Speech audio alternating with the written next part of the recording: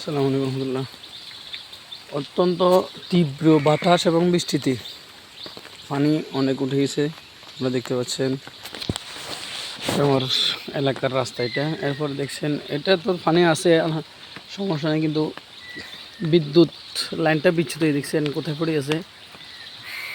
এই দেখছেন এই তারটা খাম্বাটা ছিঁড়ে এসে এই তার, এটাতে যদি কোনো প্রকারে যদি কারেন্ট যদি আসে, লাইনটা যদি আসে দেখছেন, তাহলে কোনো অবস্থা হবে মানুষের।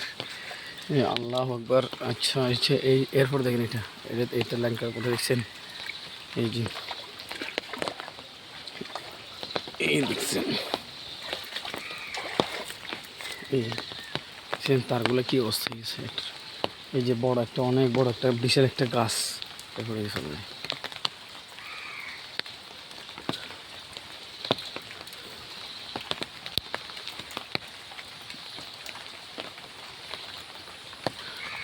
পুরা পুরাটা বিদ্যুৎ লাইনের একেবারে উপরে।